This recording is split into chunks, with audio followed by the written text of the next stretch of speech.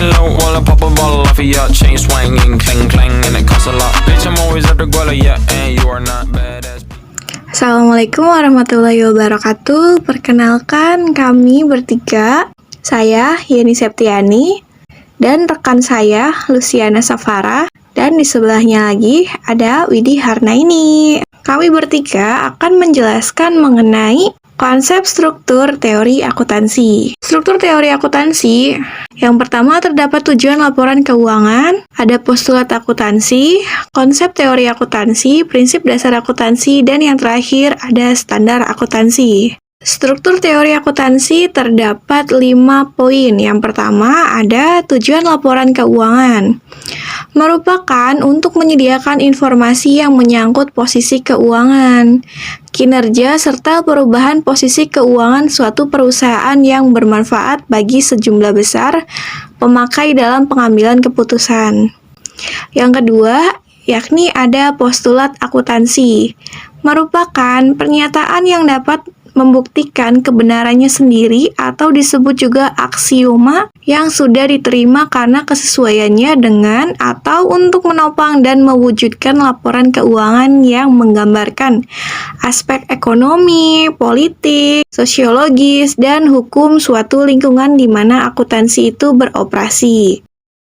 Yang ketiga, konsep teori akuntansi merupakan pernyataan yang membuktikan kebenarannya sendiri atau disebut juga aksioma yang juga sudah diterima umum karena kesesuaiannya dengan atau untuk menopang dan mewujudkan tujuan laporan keuangan yang menggambarkan sifat-sifat akuntansi yang berperang dalam ekonomi bebas yang ditandai dengan adanya pengakuan. Dan yang keempat, ada prinsip dasar akuntansi, merupakan prinsip sifat-sifat yang mendasari akuntansi dan seluruh output atau laporan keuangan yang menjadi dasar dalam pengambilan atau pengembangan teknik atau prosedur akuntansi yang dipakai dalam menyusun laporan keuangan. Yang terakhir, standar akuntansi merupakan peraturan-peraturan khusus yang dijabarkan dari prinsip dasar akuntansi yang mengatur tentang bagaimana standar perlakuan, pencatatan, dan pelaporan terhadap transaksi atau kejadian-kejadian tertentu yang dialami oleh suatu lembaga atau entiti, organisasi, atau perusahaan.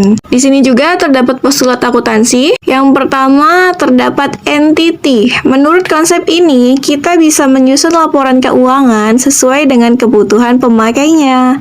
Maka, setiap laporan keuangan perusahaan dianggap sebagai unit akuntansi yang berpisah dari pemiliknya. Yang menjadi diperhatikan dalam postulat ini adalah para pemakai laporan keuangan, bukan pada apa yang diinginkan oleh teori akuntansi. Berikutnya, terdapat going concern. Postulat ini menganggap bahwa perusahaan akan terus melaksanakan operasinya sepanjang proses penyelesaian proyek, perjanjian, dan kegiatan yang sedang berlangsung. Artinya bahwa perusahaan dianggap tidak akan berhenti, ditutup, dilikuiditasi di masa yang akan datang. Jadi, postulat ini membenarkan metode historical cost dan book value terhadap aset.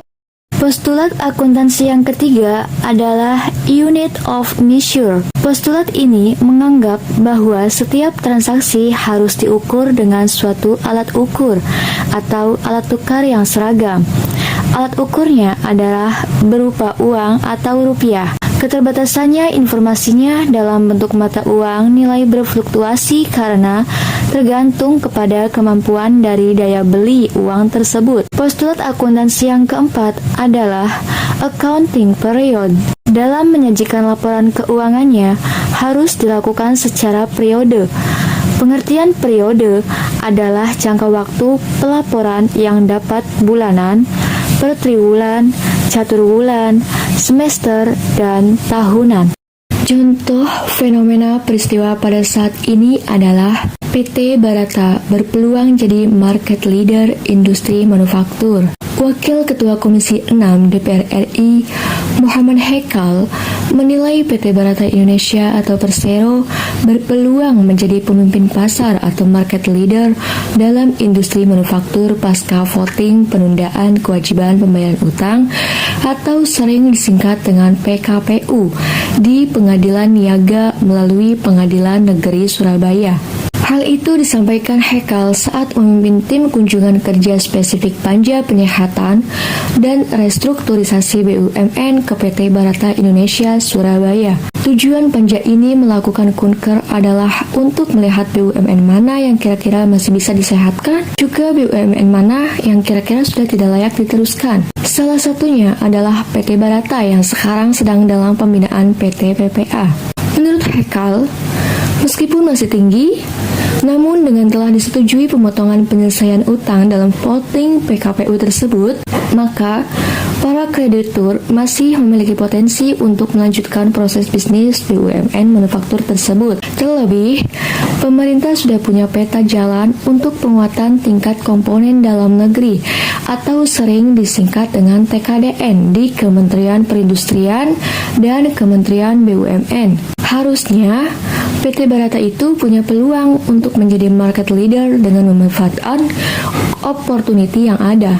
Di sisi lain, Hekal memahami bahwa beberapa BUMN, termasuk PT Barata Indonesia, terkena dampak dari adanya perubahan pernyataan standar akuntansi keuangan atau sering disingkat dengan PSAK 71, 72, dan 73 yang diterbitkan oleh Dewan Standar Akuntansi Keuangan. Hal ini mengakibatkan perusahaan tersebut harus melakukan penghapusan atau write-off terhadap beberapa overstatement, sehingga menyulitkan untuk mendapatkan permodalan dan proyek baru. Diketahui, PT Barata Indonesia merupakan perusahaan plat merah di bidang pengecoran, manufaktur, serta rekayasa pengadaan dan konstruksi atau EWC yang telah berdiri sejak 1901 dengan nama NV Machine Fabrik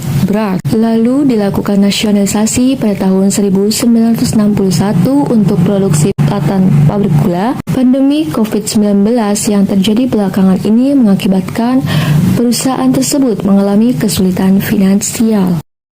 Prinsip dasar akuntansi. Pertama, the matching principle. Prinsip ini mengatur agar pembebanan biaya harus dilakukan pada periode yang sama dengan periode pengakuan pendapatan. Consistency principle.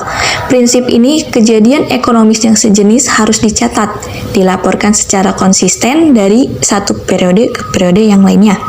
Artinya, prosedur akuntansi yang sama harus diterapkan pada periode itu.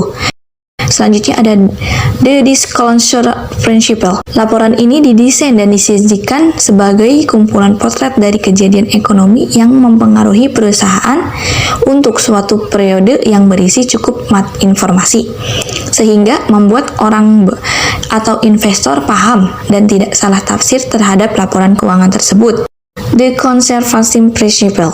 Prinsip ini apabila kita dihadapkan untuk memilih di antara dua atau lebih prinsip teknik akuntansi yang sama-sama diterima, diutamakan pilihan yang memberikan pengaruh keuntungan yang paling kecil pada equity pemilik.